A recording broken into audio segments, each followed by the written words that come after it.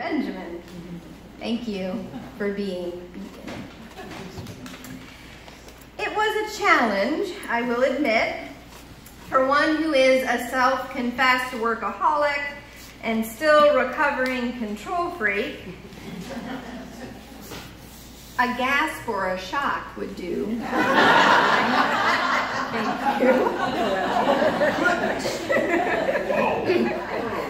No. It was a challenge to watch the world turn for 7 weeks. As the day's news filtered through our doors and I tuned into The Late Show with Stephen Colbert, there was the temptation to jump back in. I listened to a lot of music, including David Bowie's Changes, which felt all too inappropriate anthem. He sings, I say time will change me, but I can't trace time. If you've ever made a change, which is the theme for this month, making change, you might notice there's a particular way that we talk about change in Unitarian Universalism and frankly in the United States. Consider President Obama's campaign slogan of change we can believe in. Does anyone remember that? Mm-hmm. We tell the stories of change, a new job, a major move, a project completed. What are some changes you've made? Just shout them out. Divorce. Divorce. Parenthood. Parenthood. Parenthood. Career. Career changes. Move. A move. Remarriage. Remarriage. So when you ask people about the changes they've made, it predisposes us to the positive, to tell stories where we've utilized our agency, right? But like Bowie suggests, this is not the only face of change. Turn and face the strange, he says. What about those changes that feel as if they are happening to us, rather than the ones we're making? Loss of a job. A move necessitated by an illness. Rarely do I hear someone triumphantly tell me a story, I'm changing, I'm getting older. But this is as important of a dimension to change, the change that happens to us, as are the changes that we make. It's the tension between James Baldwin's words you find before you, everything now we must assume is in our hands, and the words of the Buddhist teacher Philip Moffat, many times, changes create unforeseen further changes, the tension between control and no control. Unitarian Universalism as a religion merged into being in 1961. We are, I suppose, because of our historical timing, predisposed to be change positive. We were led by leaders raised in the era of onward and upward forever. And for middle-class white America, this slogan matched the story told in history books of expanding liberty, wealth, and happiness in the United States. These were the decades of change agents. Consider the presidential campaign slogans. Clinton ran on people for change. George W. Bush running on moving America forward and yes, America can. This change positive culminated in the presidential slogan of yes, we can. Who was that? Oh, wow. Mm-hmm. Hope unbridled that on the whole, things were getting better. This was a shift in our country. You may know we were not always change positive. Lincoln's slogan was, vote yourself a farm. But that's a sermon for another day. Of course, change itself, like evolution, it's not a direct relationship of progress to time, is it? Especially when we study it within a lifetime, within a decade. It would be hard to determine the course of a particular change, like the story of the farmer that we heard. Maybe, maybe not. But maybe, it seems, in the United States doesn't lend itself well to a campaign slogan. And so our religious tradition hitched its theological wagon in many ways to liberalism in America with an unfounded sense of what could be. And then the story, which always had fissures for anyone experiencing oppression, began to crumble in public and shared ways. Consider Make America Great Again. There was a rising tide of those who saw change as not a movement forward, but a change to some time in the past. This took every change positive theory in liberalism and twisted it on its head. Not that change, we said. Coupled with this is the reality of discovering that unfettered agency lacks some historical truth and theological consistency. In truth, we can't always, and things don't always move forward. Increasingly, we are seeing the rise of totalitarianism across the world. Many believe we currently have an unpetitionable government, and civil rights in our country have not increased within the last 10 years. Wealth inequality has grown. Perhaps no, we can't. But what do you do then when your world is increasingly changing and for the first time your faith that was built on agency as a change maker has to confront being the resistance to change?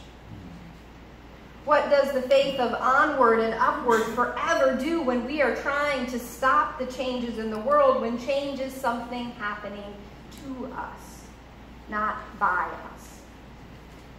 While I was on leave, some of you may know that Benjamin spent 6 days in the neonatal intensive care unit. Now, before you worry, the end of the story is that he was and is just fine, and he is here this morning. But they believed he had an infection, and so they started a course of IV antibiotics. And once you start the course of antibiotics with an infant, you have to complete the course of antibiotics.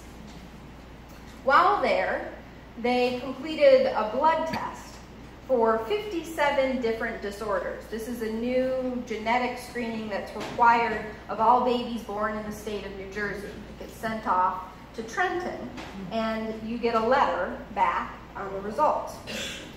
So shortly after we came home with Benjamin, we got the letter saying that the test needed to be repeated. Now, the letter assured us that this didn't mean anything was wrong. But as a new mother with little sleep, who had just had the panic of the NICU, I determined that the letter was a slow way to tell me something was wrong. There's a joke I tell that Anne-Marie doesn't think is funny, so apologies to her. About two brothers, Jim and Bob, and Jim has a beloved cat that he just absolutely adores. And he never takes a vacation because he hates to leave his cat. But he finally decides it's time to take a vacation, and I can trust my brother Bob with the cat. So he goes on vacation, and everything seems fine, and his brother calls him 3 days into the trip and says, "Jim, I hate to tell you, but your cat died." And Jim is beside himself, and he says, "Geez, Bob, like, you could have broken it to me kind of softly." And he says, "Well, what do you mean?" He said, "Well, you could say, hey, the cat got out. We're looking for him." And then you could have called me in a day and said, "We found the cat. He's on the roof." And then a few days later, let me know he didn't make it. "Okay," his brother said, I'm sorry." "Well, how else are things at home?" "Mom's on the roof."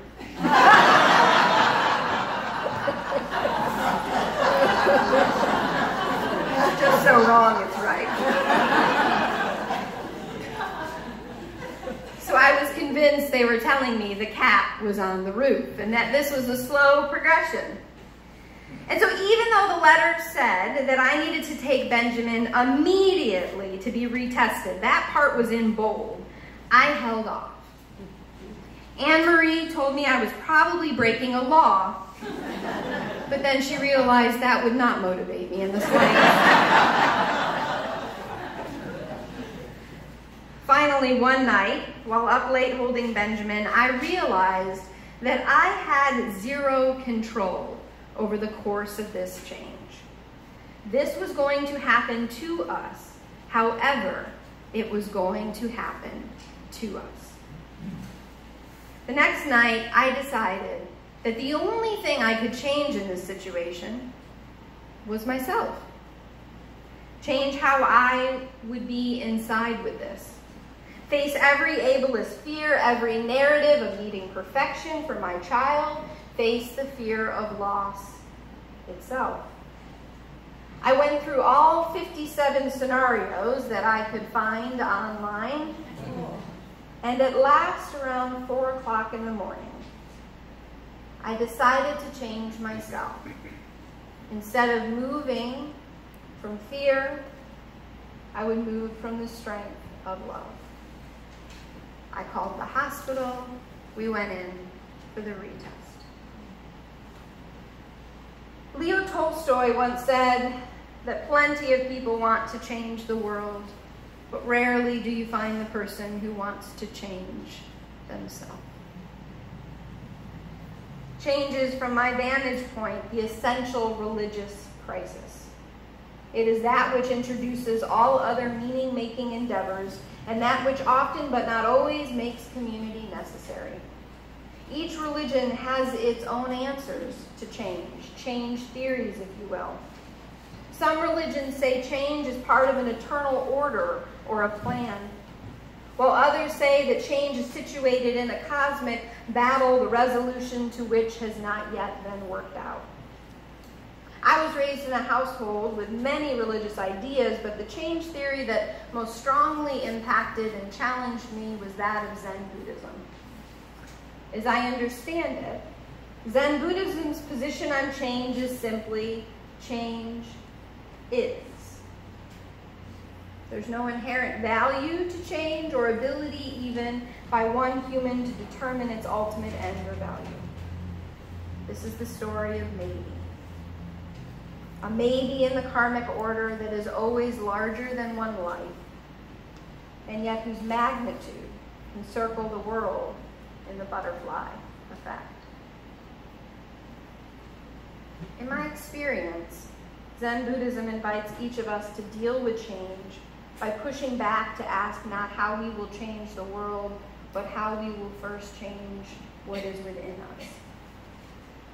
We face a time now that may well mean changes are happening to us, changes that we do not want. We may well face the next few decades or more being unable to stop these changes. But our engagement with the world cannot depend on our efficacy. Our engagement with the world cannot depend on our efficacy. I remember years ago I sat with a Holocaust survivor who was going to be speaking at a congregation I was serving, and we were getting ready for her to talk. And she shared with me that during the Holocaust, her dignity was taken from her. No, I said, no one can take your dignity from you. I actually tried arguing with a Holocaust survivor. I was that tied to this idolatry of agency. No, she said, quite determined, you don't know. Your dignity can be taken from you. How does our faith answer this? If everything can be taken and anything can be done and we can't stop it, how does our faith respond? It must tell us now that there is life yet beyond what we choose and change, that our response itself, our internal reckoning with the unwanted, unfathomable, and terrifying is the beginning of the revolution that we may not see beyond ourselves. That when Gandhi said, "Be the change," he didn't just mean a bumper sticker slogan that applied marching in the streets to get what you wanted, but he meant the inner turmoil of becoming the change you seek. Most especially when it seems impossible to harvest that change in the world. Be the seed of the undoing of tragedy. My colleague, Reverend Tracy Blackman, recently observed, "It's possible," she said, "to be a part of the church, but not be a part of God's revolution inside of you." She serves a Christ-following tradition, and yet this theology of change ran true to me. It's possible to be a part of Unitarian Universalism and never be a part of the faith within us. To be a part of this revolution requires facing the fear of all that we do not control, the fear of pain, of suffering. It requires a path of humility that grounds itself in the truth as we know it, and an agnosticism of a relational theology that confesses none of us can know the complete truth. Not just that we don't know, that no individual can know. And from this, we move into communities that cultivate mindfulness, as Thule invited us into in the meditation, a mindfulness of the changes we can make and strong accountability declared in the words of James Baldwin. Everything now, we must assume, is in our own hands. We have no right to assume otherwise. This is the change of within to without. It's a change in the faith that declares we do so not because of the promise of getting our way or controlling the world, but because the revolution of love within us gives us no other choice. We are to be caught by this love, changed by her truth, turning to face the strange. Not a richer man, not a smarter woman, but different. Changed to remember who love has called us to be, no matter the outcome, no matter the cost. Called to be the change, the seed of the undoing of tragedy. So may we be planted. So may we be rooted. Amen. Amen.